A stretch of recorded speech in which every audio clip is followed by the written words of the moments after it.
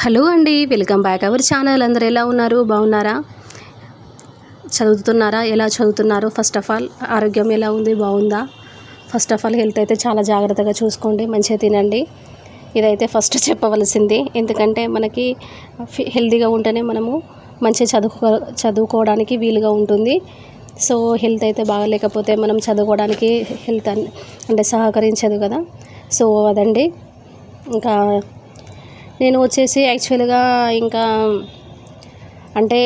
అది నేను ఇట్లా వీడియోస్ అయితే అప్లోడ్ చేస్తున్నప్పుడు అయితే అంటే కొంతమంది అంటున్నారు పెద్ద షో కోసం ఇలా అప్లోడ్ చేస్తుంటారు, అంటే ఇట్లా చదివేది ఉండదు ఏముండదు అనేసి. బట్ కాదు అండి, ఇది నేనైతే ఇలా ఒక ఛానల్ లాగా నేను ఒక టైం ఛాలెంజ్ లాగా పెట్టుకోవడం ద్వారానే నాకు ఒక ఇంట్రెస్ట్ కూడా, అరే నేను ఈరోజు ఖచ్చితంగా చదవాలి కదా, ఈరోజు నేను ఇక వీడియో అప్లోడ్ చేయాలి అనేసి అదొక థాట్తో కూడా నాకు చదవాలనిపిస్తుంది. అంటే వీడియోస్ అప్లోడ్ చేయడం కోసమే చదవడం అని కాదు, కానీ నా గోల్ అనేది రీచ్ అవ్వడం కోసం ఒక టైం ఛాలెంజ్, ఒక కాన్ఫిడెంట్ లాగా అనేసి నేను ఈ విధంగా పెట్టుకున్నాను. సో ఇంకా ఇవి వచ్చేసి నేను డిఈడికి అప్లై చేశాను కదా, ఎందుకంటే బీఈడి కూడా ఉంది, డిఈడి ఉంది. అంతే డిఈడి అయితే నేను లాస్ట్ మూమెంట్లో డిసిషన్ తీసుకున్నాను. సో దానికి వచ్చేసి నేను ఫస్ట్ అయితే టీచింగ్ యాప్టిట్యూడ్ అయితే యాక్చువల్గా విజేత కాంపిటీషన్ నుండి బుక్ తీసుకున్నాను. అందులో మొత్తము టోటల్గా 200 అట్లా ఉన్నాయేమో ప్రాక్టీస్ బిట్ పేపర్స్ అవి చదివాను. బట్ మళ్ళీ ఏమనిపించిందంటే దానికి ఓన్లీ 5 మార్క్స్ కదా general knowledge and teaching aptitude total కలిపి 10 మార్క్స్. బట్ వెయిటేజ్ మార్క్స్ వేరే ఇంకా అనదర్ సబ్జెక్ట్స్కి ఉంది కదా, సోషల్కి, తెలుగుకి. సో కాబట్టి ఇంకా నేనైతే ఎక్కువ వెయిటేజ్ మార్క్స్ దేనికి ఉన్నదో అది చదవాలి అనుకొని నేనైతే ఇలా పెట్టుకున్నాను. మార్నింగ్ ఇంకా లేచిన వెంటనే ఫ్రెష్ అప్ అయిపోయిన తర్వాత ఫస్ట్ నేను తెలుగు సబ్జెక్ట్ అయితే నేను చూజ్ చేసుకున్నాను. తెలుగు సబ్జెక్ట్ చదువుదామని ఇంకా ఈ రోజు కల్లా నేను కంప్లీట్ చేద్దాం అనేసి అనుకున్నాను. దాని తర్వాత మ్యాథమెటిక్స్ కూడా స్టార్ట్ చేశాను. మ్యాథమెటిక్స్ కూడా 20 మార్క్స్ ఉంటుంది. సో నేనైతే ఇంకా ఫస్ట్ ఇంకా బేసిక్స్ అంటే ఇప్పుడు బుక్ తీసుకున్నాను.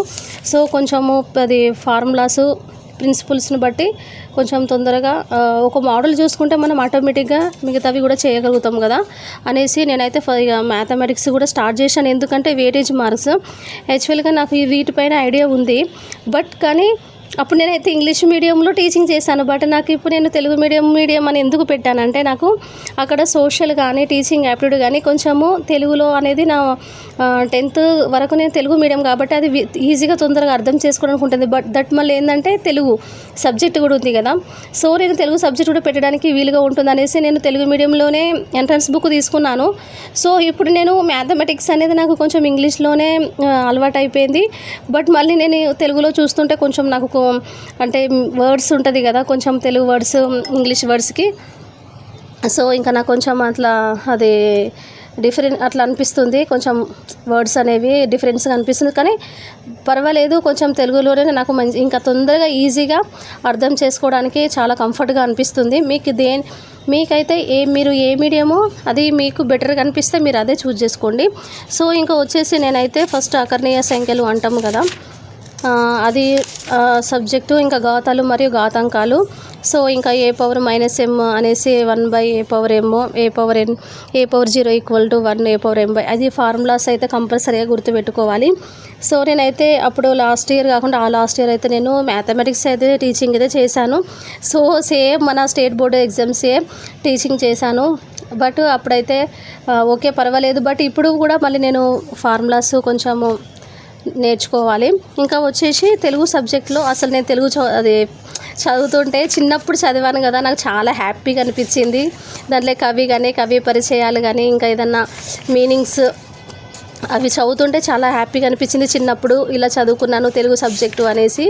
ఎందుకంటే ఇంకా మనము అది ఫస్ట్ టు 10th వరకు తెలుగు మీడియమే కాబట్టి సో నాకు మంచిగా అనిపించింది తెలుగు చదువుతున్నప్పుడు.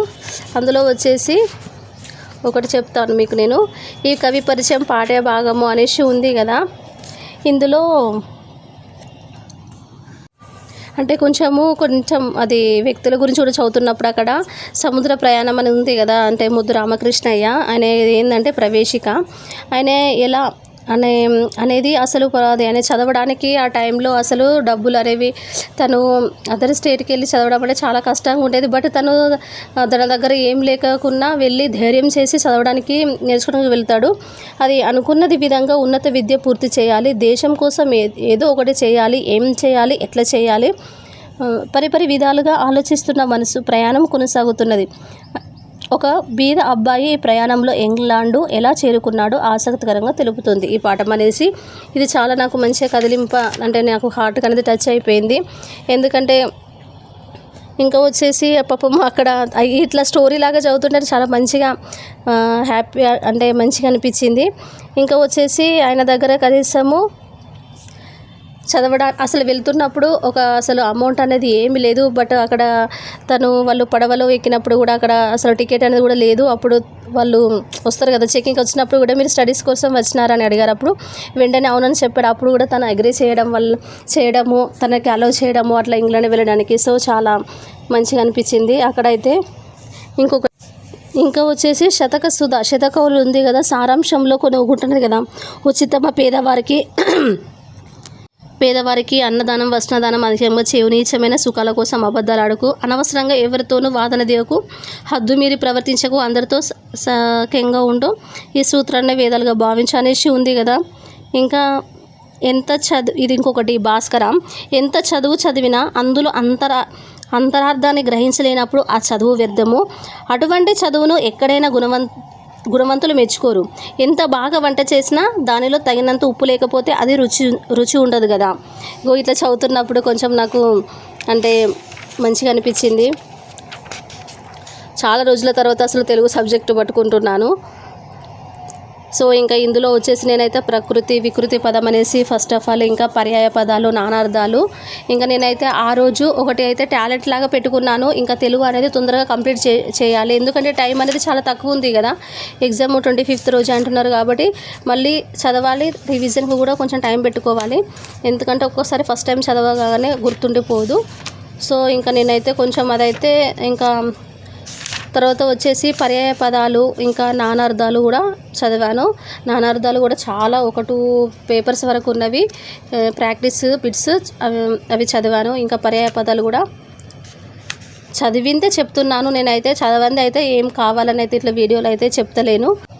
సో ఎవరైతే కొత్తగా నా ఛానల్ని చూస్తున్నారో వాళ్ళు ఖచ్చితంగా సపోర్ట్ చేయండి, ఇంకా ఎంకరేజ్ చేయండి friends. Thank you, bye bye.